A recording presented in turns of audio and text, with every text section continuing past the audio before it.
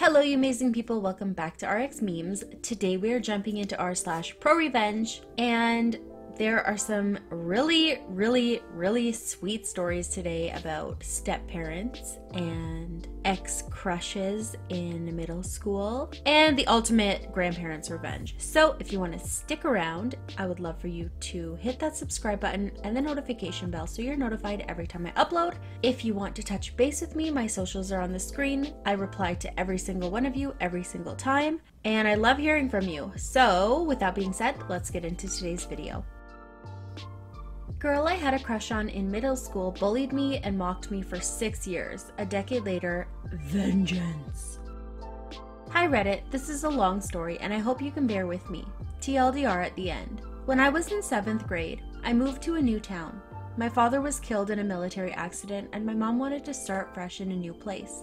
We came from a small town and our new apartment was in a huge city. My mom grieved my dad for over 2 years, but after that got back into dating and eventually married my now stepdad, with whom she is still happily married. He's always treated us well, and I love and respect him. They have their own daughter together, my half-sister.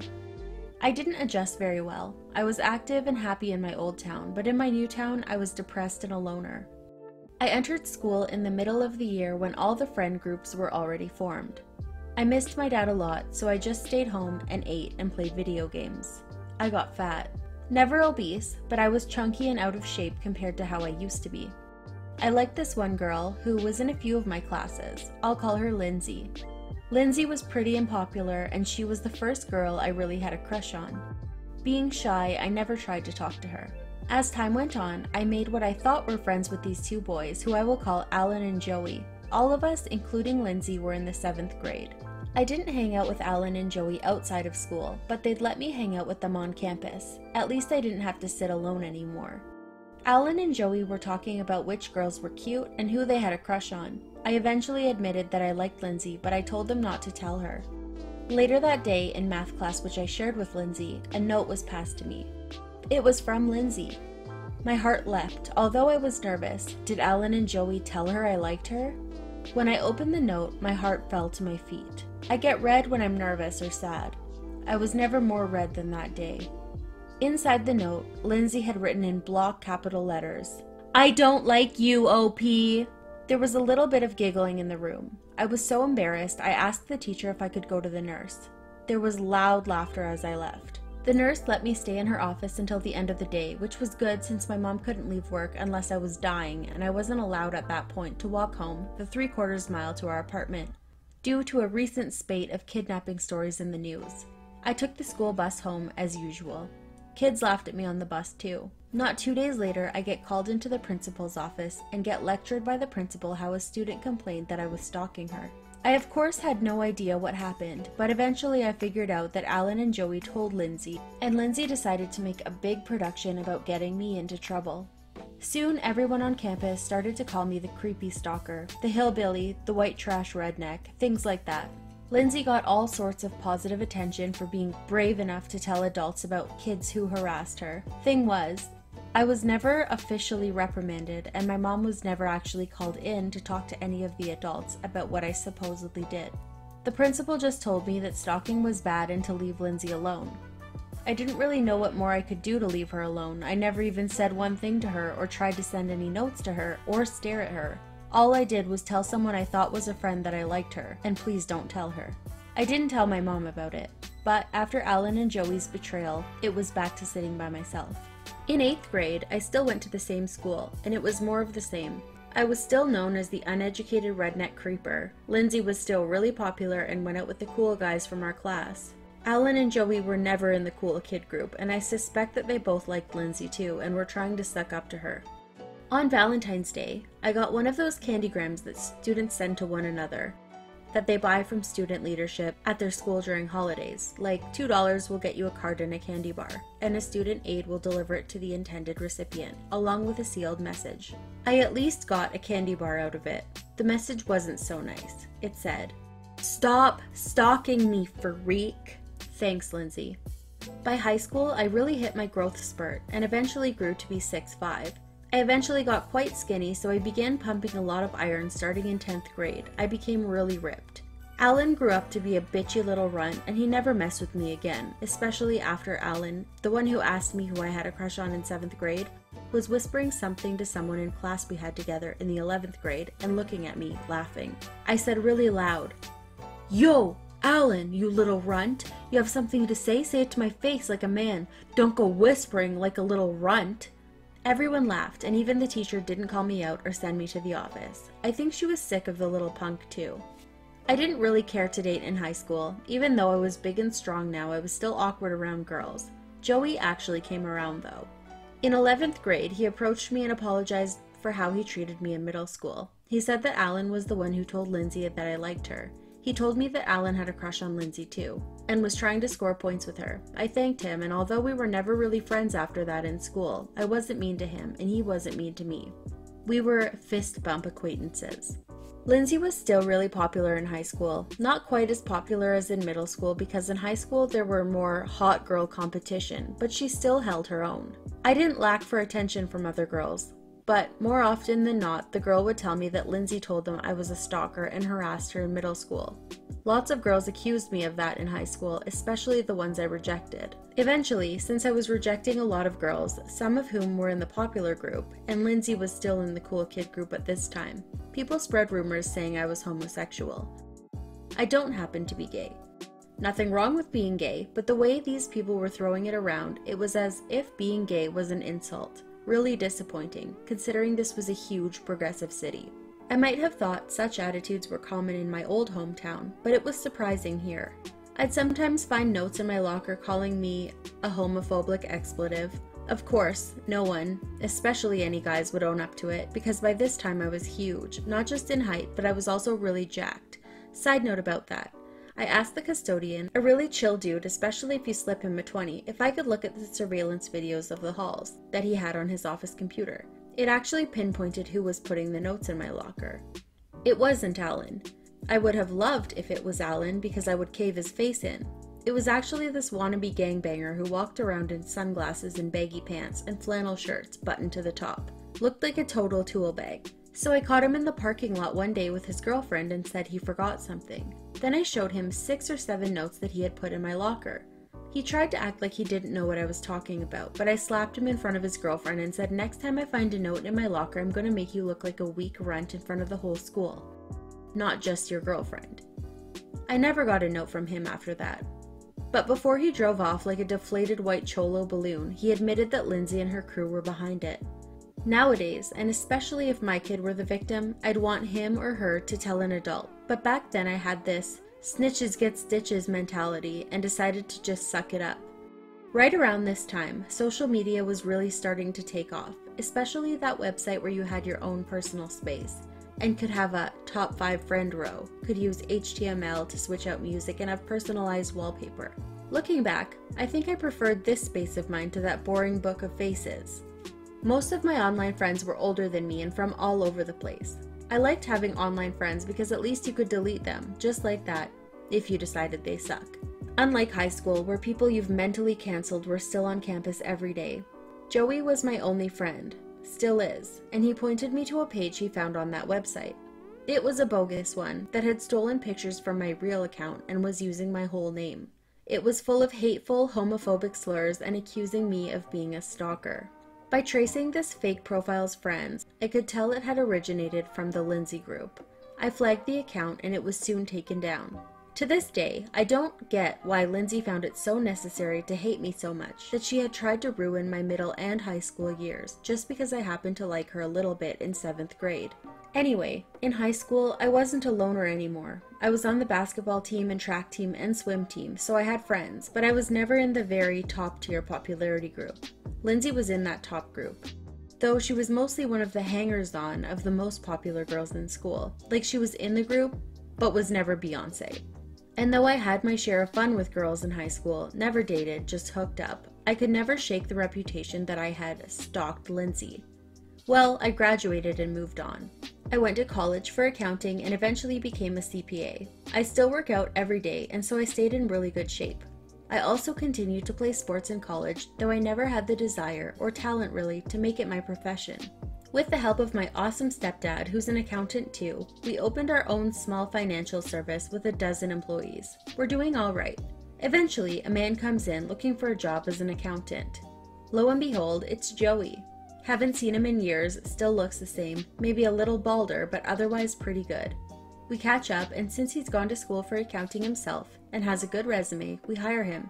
He does fine for a couple of years, and we've actually become good friends. We've put the past behind us. I went to his wedding, he went to mine. I went to his son's baptism, and he went to my daughter's. We're friends on social media, and neither of us keep in touch with people from middle and high school.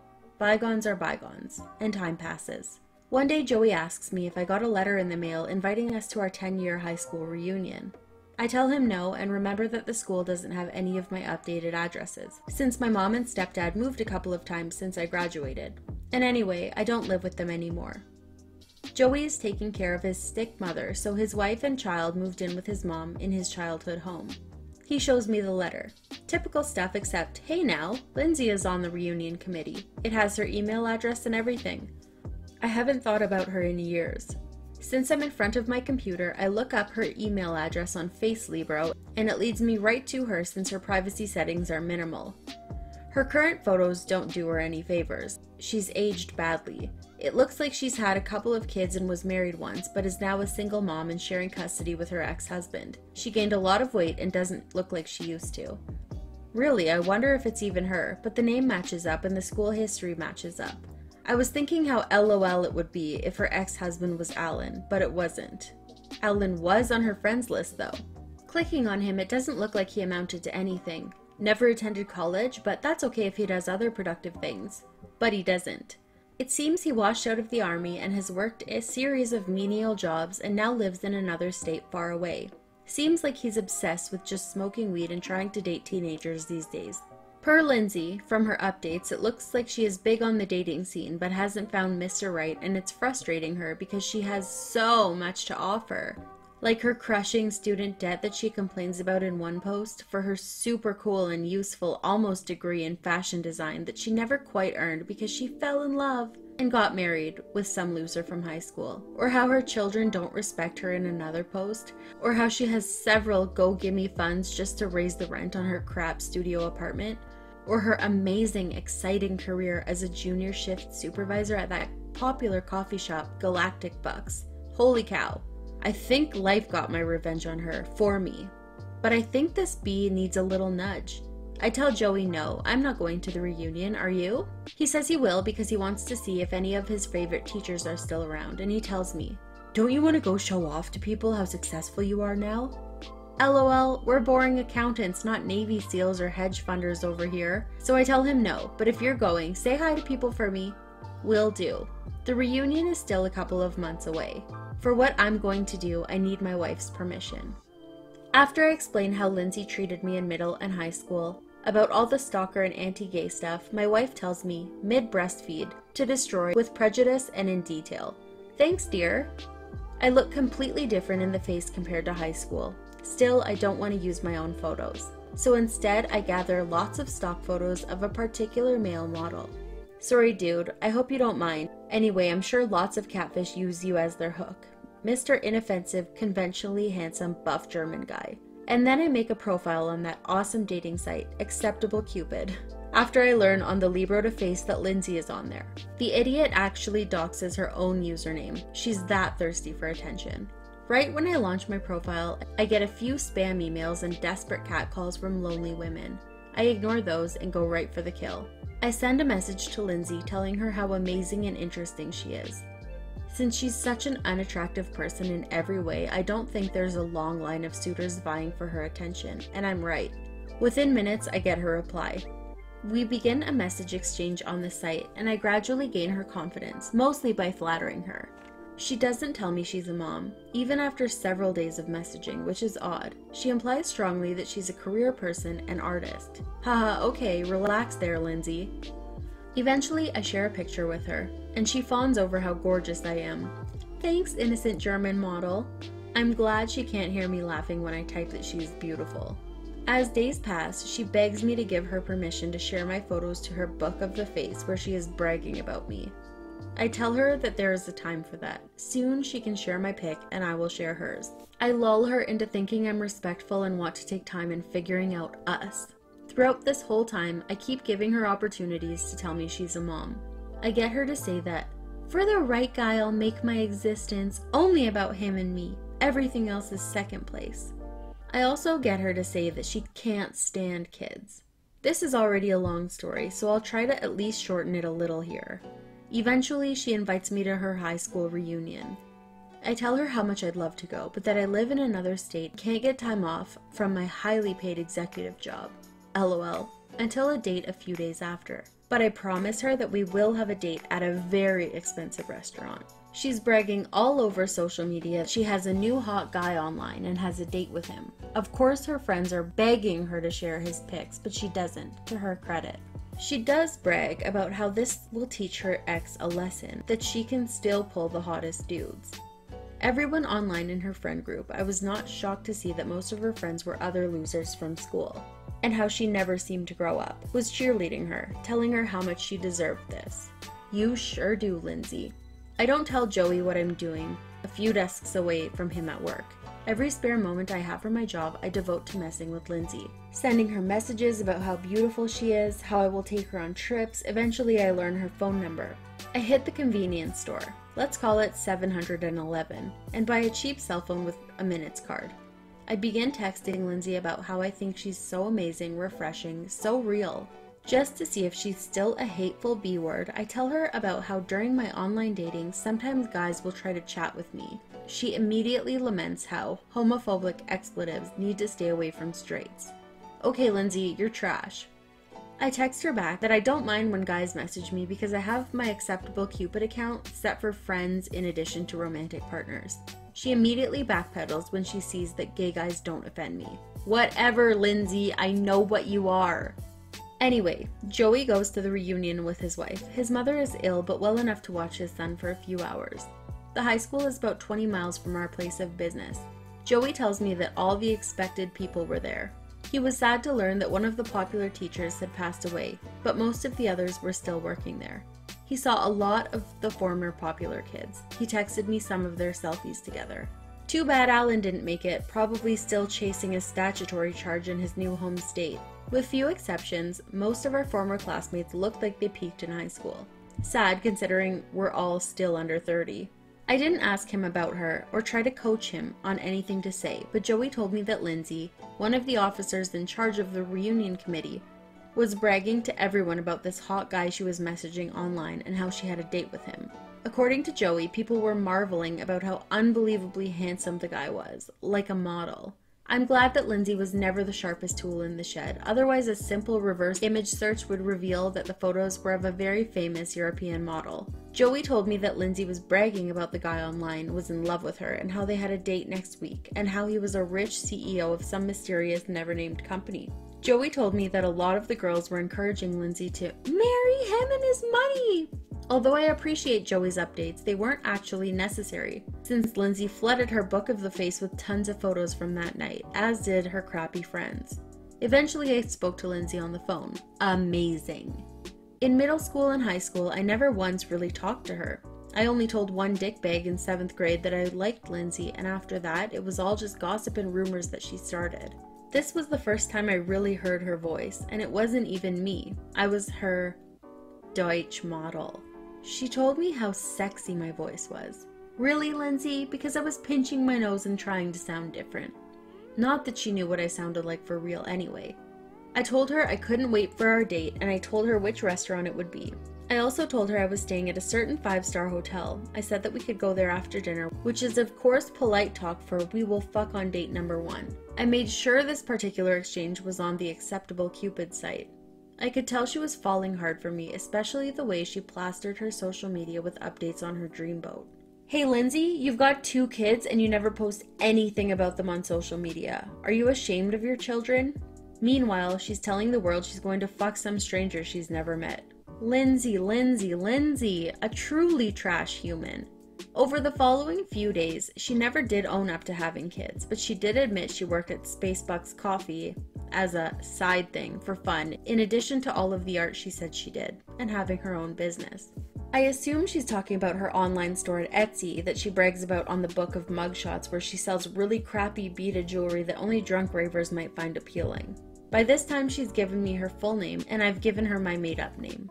She says that her job at Lunarbucks is a total joke, her coworkers are idiots, her manager is mentally deficient, and that she often takes home pastries at the end of the night, supposedly to give to the poor. Nah, Lindsay, I've seen your pics, you clearly be eating them scones personally. According to Lindsay, she's supposed to mark out expired pastries and dispose of them for various city code reasons. But she goes all SJW with me and tells me that, why should all that perfectly good food go to waste? It's truly an evil company. Yeah, whatever, Lindsay, you racist, elitist, homophobe. Anyway, fast forward to our date. The restaurant is only a couple of miles from my business, and I scheduled our date for shortly after we closed for the evening. I scheduled everything in such a way that I wouldn't miss my wife's famous lasagna later for dinner. I parked not far from the window in a parking lot adjacent from the restaurant. I couldn't park at the restaurant itself as it was an extremely expensive place that had valet parking only. As scheduled, I see Lindsay waddle into the front door, coming out of her rideshare. I had instructed her to give her name to the host and be seated at a specific table. I happen to know because she said so on the libero of the face that she was ashamed of her beat-up 2001 Chevy Cavalier. I assume she expected her hot date to drive her home after an amazing night of what I can only assume is her vomit-inducing and malodorous lovemaking. I told her I would be arriving in a Maserati. I see her sit at the table I arranged earlier. I see her playing with her phone, probably bragging about our date to whoever. After 20 minutes of stringing her along, I see my courier arrive on a red Vespa, just as he told me he would. The courier I scheduled to arrive at a certain time, 20 minutes after Lindsay's arrival. He wouldn't bring the item unless I texted the go-ahead, which I did. He texted me, "Here," and I saw him take the bear out of his backpack. His task was to ride to a certain gift store I never really frequented and pick up a small stuffed bear whose arms could surround anything from a bouquet of roses to a box of candy to an envelope with $1 million check in it. The courier was then supposed to bring the bear to the restaurant host. The host would then of course bring the bear to Lindsay. The courier handed the bear to the host. I didn't see the handoff because that part of the restaurant was out of my vision, but I did see the courier right away after I received a text saying, "Done." I did see the host give the bear to Lindsay, which was the important part. I was parked close enough to see her face as she read the note, and I had typed and placed inside the envelope, had the bear holding next to a fancy chocolate bar. "I don't like you, Lindsay." Her face. Her face! Oh my gosh, she looked like she was going to die right there. I received a WTF text from her. I started driving home. Text after confused text, 20 or more. She never knows when to drop it. Finally, I pull into my driveway. Wife and daughter are at home. I hear their laughter, the good kind. I smell the lasagna and my wife kisses me. She asks me if I had a good day. I tell her yes, most definitely. And then before I take the phone's battery out and break the cell phone into 100 pieces before throwing it into the garbage, I send Lindsay one more text. "Stop stalking me, freak!" The next day, I couldn't help it. I looked at Lindsay's social media, set to private. I'm wondering if her narcissistic ass knew that it was me that played her, especially since the mascot for our middle and high schools was a bear that didn't look too different from the stuffed one I had given her. I don't really care. All I know is now I have closure, especially after I sent the screen captures of our alrighty Cupid messages, my own username and fake photo blocked out, to CPS where Lindsay bragged about hating kids and told me what she thought about being a mom. And she said she was going to be screwing a strange man on the first day meeting him. Maybe ex-hubby will get full custody and give those children the attention they deserve. Her boss at Galaxy Bucks was certainly interested in my recording of her calling him a retard, and that she stole pastries she was supposed to mark out at the end of the night, and that her company was an evil corporation and that they were a joke. Random call to her store a few weeks later. "Is Lindsay there?" "Oh no, she no longer works here." "Damn right she doesn't, LMAO. "Go to hell, Lindsay. Hey, at least you got a candy bar out of it. Thanks for reading." PSA.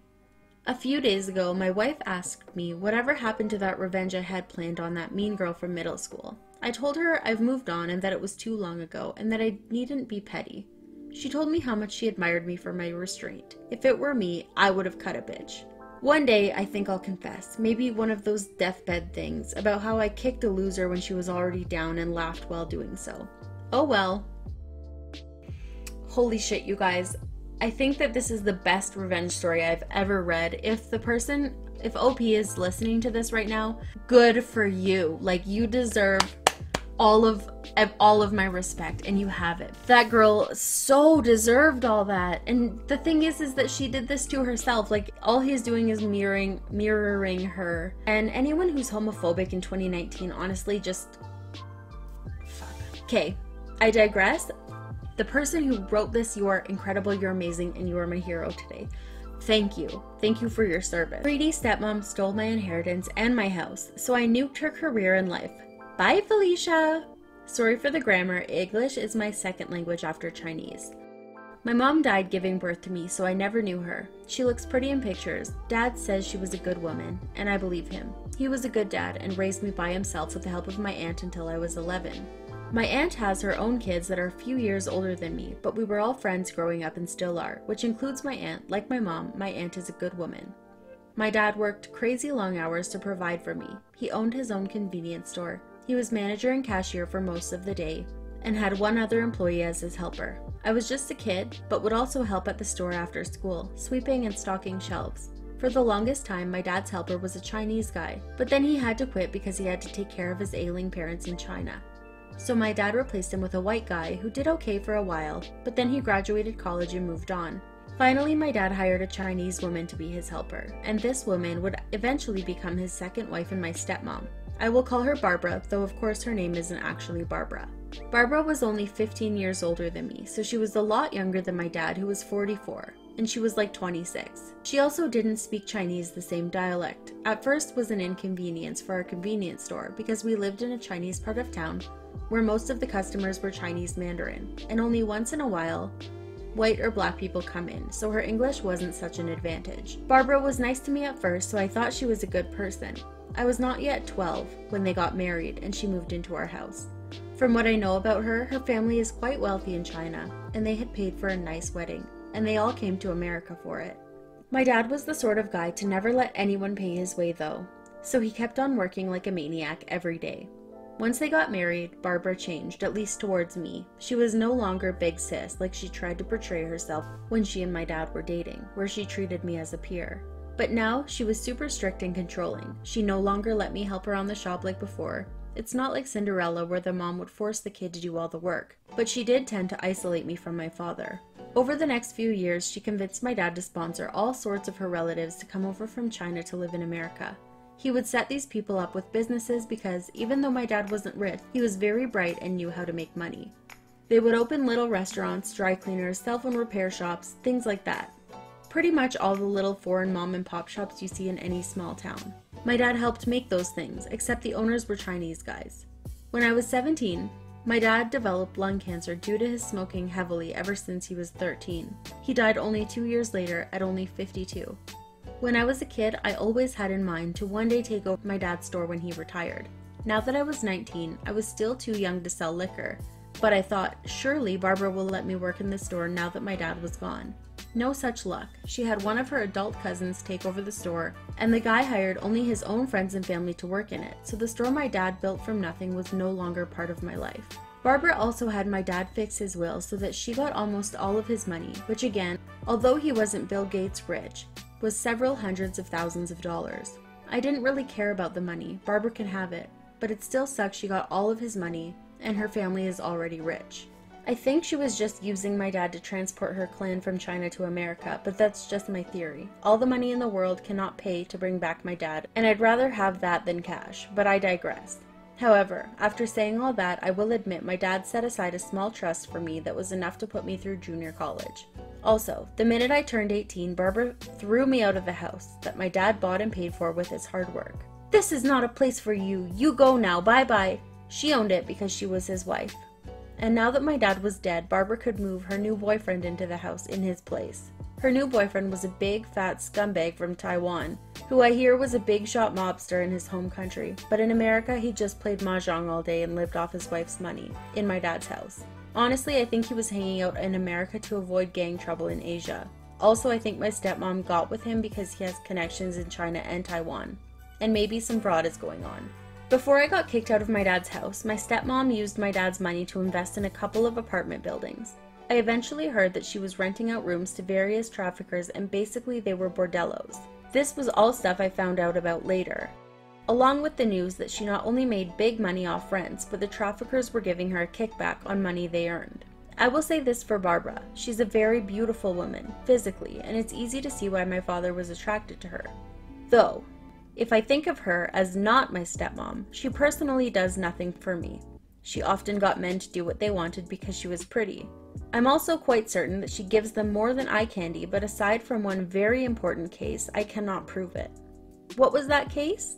Well, I moved in with my nice aunt who sheltered me while I went to college for a degree in computer engineering. My smaller inheritance paid for a couple of years of school.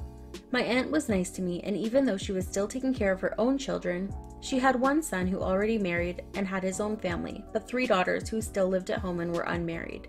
She didn't ask me for rent. Her own husband had passed away long ago, so I got to play man of the house, taking care of the yard and fixing things, like cars and computers, while I lived there. After a couple of years, I lose touch with Barbara and just concede that she won. I also got a job at a computer hobby store where I am soup upper, of computers to make them go fast. It's good experience, and though the money isn't so great, at least, hey, it's some money, and I'm starting to make a name of myself in the world, or at least in our small city. When I say small city, I really do mean small city. And it is even smaller in the sense that Chinese people in that city tend to live all in one part of it, and everyone knows one another. Eventually, I meet my own girlfriend, Kay, who is much the same age as me, and going to school to be a nurse. After Kay and I am dating a few months, I start to meet her family. She knows about my living situation, that I live with my aunt, and that I have a mean stepmom who threw me out of my dad's house. But I had never said Barbara's real name before.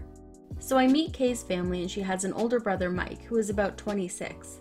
Mike is Chinese like all of us, but he is very heavily tattooed and had spent some time in prison because he was a banger as a teenager and did time until he was early 20s. He worked for a landscaping company, cutting grass and all of that. He is what we call in our neighborhood a cowboy, but I don't know how accurate that translates in English to what I am trying to say he is. Well, anyway, after coming to Kay's house and seeing him around a couple of times, Mike overhears me answer one of Kay's questions about my stepmom, and Barbara's name comes up. Mike is saying, "Oh, excuse me, May. Hey, OP, did you say Barbara's real name?" In my neighborhood, everyone calls their little sister May, so I say, "Yeah, that's my stepmom." "Oh," he tells me, "No offense, OP, but I'm banging your stepmom." No way. So he describes how he does a lot of houses in my dad's old neighborhood. And while my stepmom's boyfriend is with his own friends playing mahjong, he, Mike, comes over and he and Barbara have sex without a condom because she wants a baby and is like now 36 and is wanting to go fast and her boyfriend's sperm too slow. Evidently, Mike has sex with all sorts of women in the neighborhood and outside of it too. He brags about all the white and black and Mexican ladies he also landscapes. I haven't really thought about my stepmom other than talking about stuff in the past, so it was interesting hearing what she was up to. I mean, other than banging my girlfriend's brother.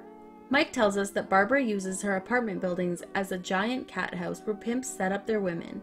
Barbara never actually told him this, but he deducted it like an Asian thug version of Sherlock Holmes.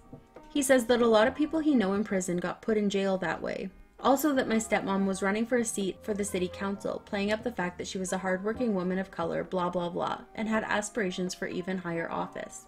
It's clear that she wants to make herself a little empire. Kay asks her brother if he would help us put my stepmom in jail. She had her accounts set up, so it was really hard to prove she actually knew exactly what her tenants were doing in her buildings. But anyway, if the buildings were shut down, at least it would hurt Barbara's cash flow and would put an end to at least some abuse of women. Mike said that he would have kept his mouth shut because he liked that my stepmom was basically showering him with money so that he could keep giving her the D, but since his little sister was asking for help, he was willing to forego the money. I piped up and offered to pay him, even though no way I could pay as much as Barbara. He said, "It's fine, you don't need to pay me anything, but if you hurt my little sister, I'll cut your balls off." Deal. So our plan we came up with was that Mike would set up his cell phone in an out-of-sight place in Barbara's room while they had sex. Basically a sex tape without her knowledge. Mike didn't care about his reputation in America and had plans to leave the country again anyway and go back to China, as his own father had a business opportunity for him there. The idea of being in a porn didn't bother him at all, having spent time in jail and also being part of a gang subculture. He also didn't have any trouble scoring drugs, and evidently he did these drugs with Barbara all the time in her house. So on the day he made a porn at her house, he also made sure to show that Barbara was doing drugs. He minimized his role so that it appeared that it was Barbara who had scored the drugs and was offering them to him. He did make sure, at my suggestion, to have her say in natural conversation what day and year it was, and that this was her pass-away husband's house, and that her current boyfriend was playing mahjong at a friend's house. Furthermore, Mike added a special touch where, in the throes of sex, he made Barbara denounce her Taiwan boyfriend as a weakling and a fool, not a real man, that only Mike was capable of giving her an orgasm. Really hair-raising stuff, lol. All of it was in Chinese, but that was okay as the audience would also be Chinese. Mike made sure that the video clearly showed Barbara's face. The video was obviously not a professionally made porn, so thankfully we did not have to actually see any clear private parts, but it was very obvious what was going on in the film. All told, the video was 20 minutes long. We edited out most of the sex portions because those were unimportant, really. When I say we, I mean Mike and me, because of course Kay didn't want to look at her own brother in a porn. I didn't care to see Barbara either, and thankfully I didn't have to see any clear picture of her naked, although it was obviously her, and she was obviously naked. We shaved the video down to those parts where it was clearly showing Barbara's face, her doing drugs, talking about drugs, and offering them to Mike, her mentioning the date, and that this was her pass-away husband's house, them in bed for a few seconds obviously doing it, and the funny part where she made fun of her Taiwanese boyfriend. The relevant video clip we made was slightly less than 10 seconds long. A few days later, Mike went to China to meet up with his parents. A week after that. As politics go, candidates often have to make speeches in front of audiences, and Barbara, running for a seat in the city council, was no different. Nobody really cares about city council meetings except other politicians and the few dozen people who go to such things. Reading up on her quickly, I learned that Barbara was presenting herself as a woman of high character, a business owner who had set up more than a dozen successful businesses in the area for other immigrants, so basically stealing credit for my father's work. But back to boring political meetings. They're definitely a snoozer, but if something interesting happens, such as the politician saying something Hitler would say, someone getting assassinated, or, I don't know, an attractive candidate suddenly randomly appearing in a porn for all to see in real time, news travels fast. So on the day that Barbara was making her little speech in front of maybe 100 people at a local hotel conference room, the public was invited. Oh look! Her boyfriend, the Mahjong King, was there too, and all of Barbara's cousins that my dad had sponsored to America and set up for business were there too. Nobody took notice of the young guy in dark sunglasses and beanie sitting in the front row holding a backpack. Even more so because the room was darkened except for the stage. Barbara was going to be the fourth speaker out of maybe 6. While the first speaker made his speech, I silently slid a Bazooka Bluetooth speaker out of my backpack and put it near the stage. Such a speaker is about 20 inches tall, 8 diameter, and when set to maximum can be quite loud. I tested it at home to make sure. Yep, it would do. As I predicted, the level of excitement of the first 3 speakers was like as entertaining as listening to Jessica Simpson try to rap. So it really was a trial to wait for Barbara's turn. So she finally gets on stage and talks about being a good family woman and so on.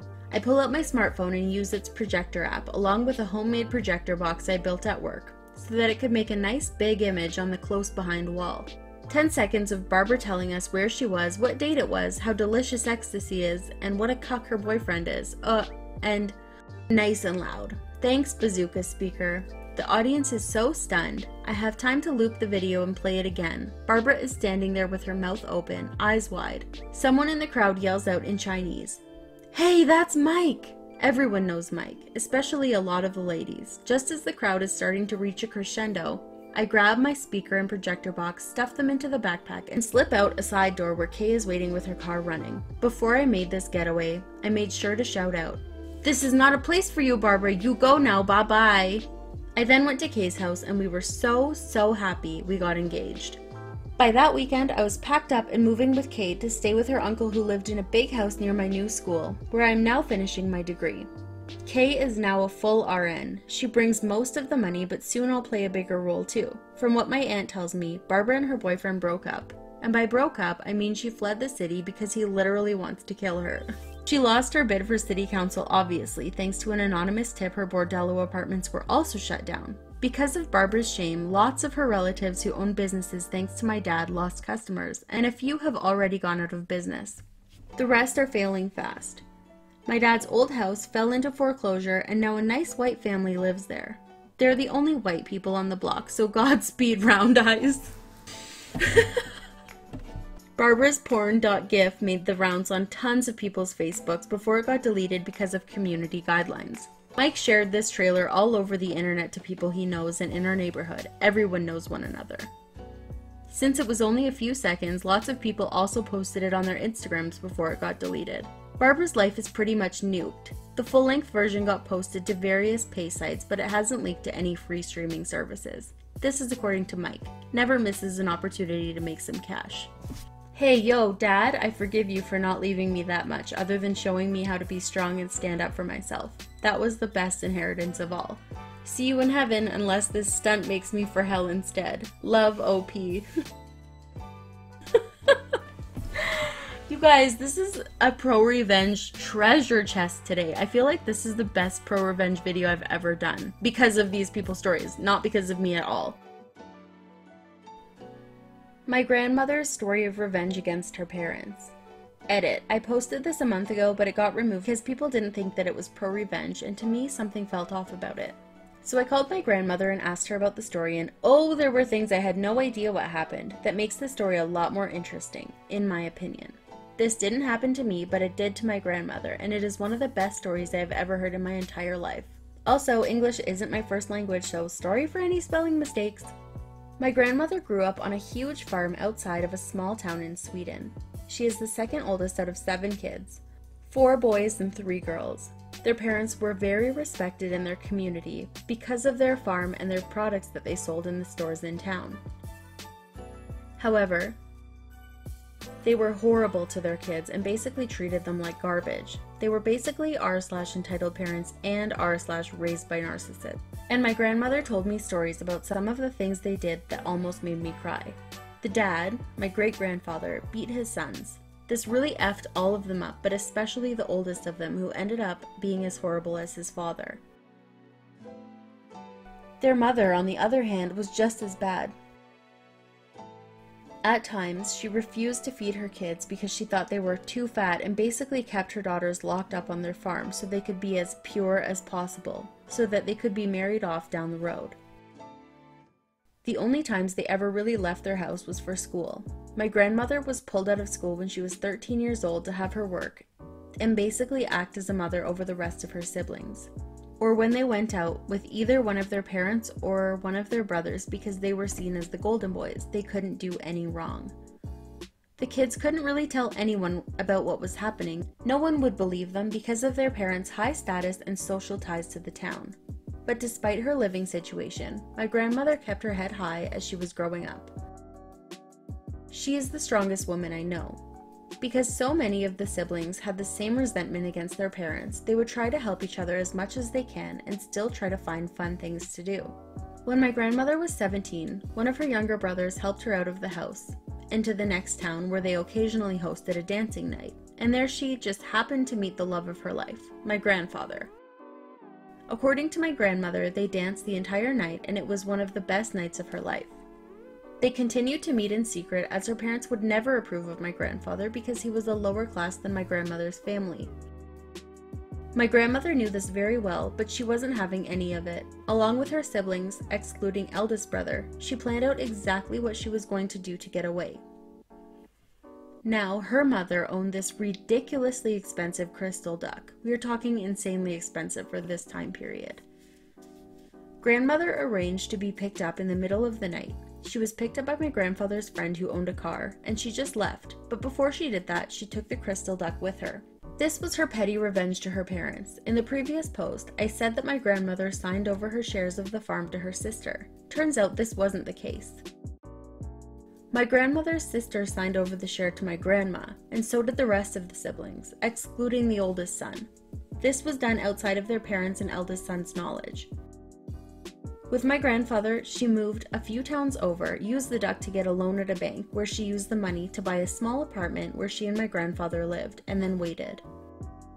My grandfather was drafted for the army and was gone for almost 3 years, and during those 3 years, my grandmother went to medical school and became a nurse shortly after at the local hospital.